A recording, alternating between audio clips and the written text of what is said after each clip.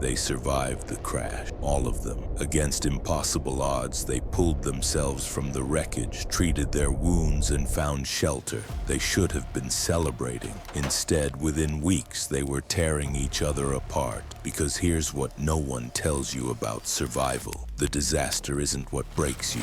It's the silence that comes after. It's the waiting, the isolation, the slow realization that rescue might never come. And in that void, something far more terrifying than any accident begins to emerge. The complete disintegration of the human mind.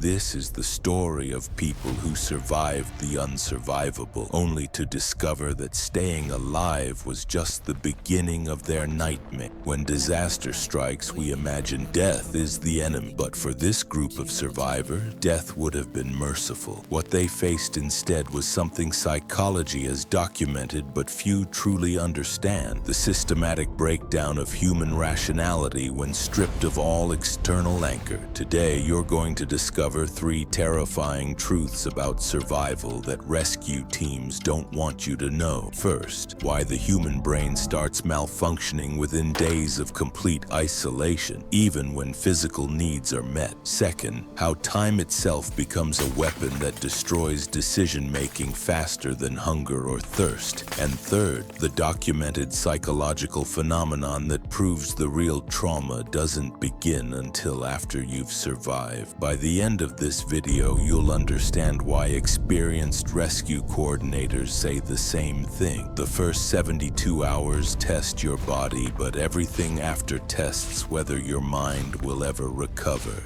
Let's start with what they did right. When the disaster hit, these people became machines. Pure instinct, pure efficiency. Adrenaline doesn't just give you strength, it gives you clarity. In those first crucial hours, they operated with a level of coordination that would impress military units. Broken bones were stabilized using torn clothing and debris. One survivor with medical training performed emergency triage, prioritizing injuries by severity. They found shelter in a partially intact structure, created a rationing system for the limited food they'd salvaged, and even established a watch rotation to monitor for rescue signals. This is the survival window, the period immediately following disaster when the human body and mind are optimized for one thing: staying alive. Studies show that during acute crisis, cognitive function actually improves. Decision-making becomes faster. Pain tolerance increases. The brain floods with norepinephrine and cortisol, sharpening focus to laser precision. These survivors did everything by the book.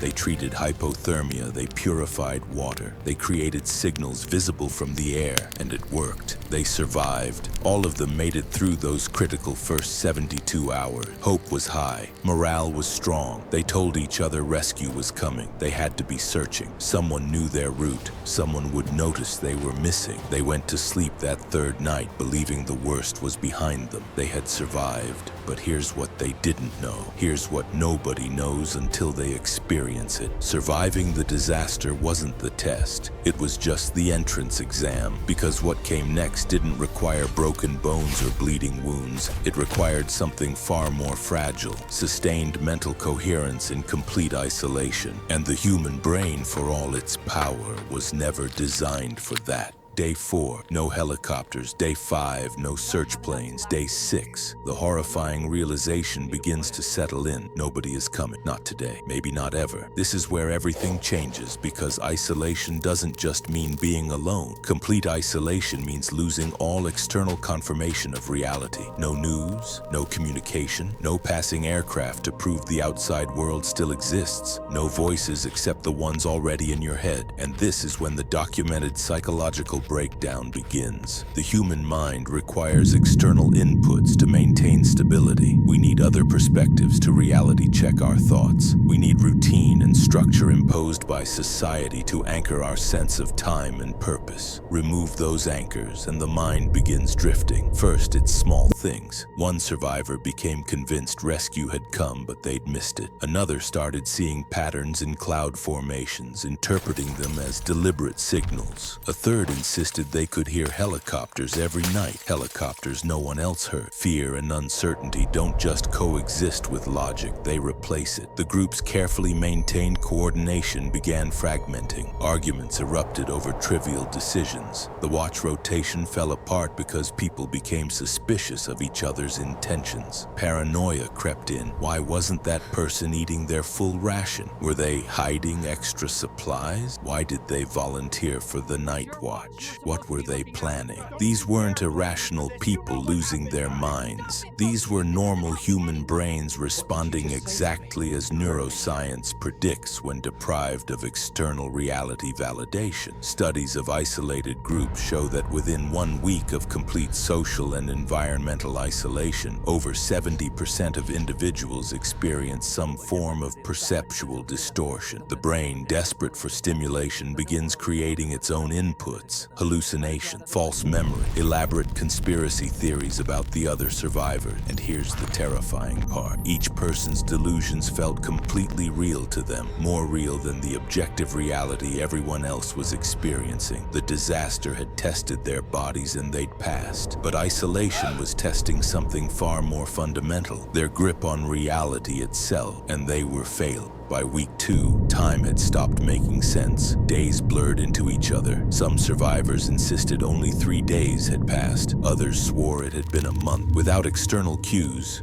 no sunrises you can see clearly, no clocks, no radio broadcasts, no human contact beyond the same faces. The brain's internal clock malfunctions, and when time becomes unreliable, so does everything else. How much food do we have left? Depends. How long have we been here? When should we expect rescue? Impossible to say. We've lost track of days. This time, distortion created a cascade of catastrophic decision-making. Supplies that should have lasted weeks were consumed faster because nobody could agree on rationing schedules. Sleep cycles collapsed completely. Some people slept during what others thought was daytime. Others stopped sleeping at all, paranoid they'd miss something crucial. The human body requires circadian rhythm for hormonal regulation, immune function, and cognitive processing. Destroy that rhythm, and you destroy the foundation of human health. Simple decisions became impossible. Should we send someone to search for additional supplies? Too dangerous? Or is it necessary? Should we relocate to a different area? Better visibility for rescue? Or are we abandoning our best chance of being found? Every choice splintered into dozens of conflicting perspectives, and without time as an organizing principle, there was no way to structure decision-making. No way to say we'll decide this by tomorrow, because tomorrow was a meaningless concept. Resource decay accelerated the psychological decay. Hunger doesn't just weaken your body, it fundamentally alters brain chemistry. Chronic caloric deficit reduces serotonin and dopamine production, triggering depression and aggression. The survivors began experiencing symptoms identical to clinical mental illness, except this wasn't illness. This was the normal human response to conditions humans were never meant to endure. One survivor later reported spending hours trying to remember their own child's name. Another described feeling convinced they'd already died and this was some kind of afterlife. The disaster hadn't broken, time had, isolation had, and the slow, grinding realization that rescue might never come had turned their minds against themselves.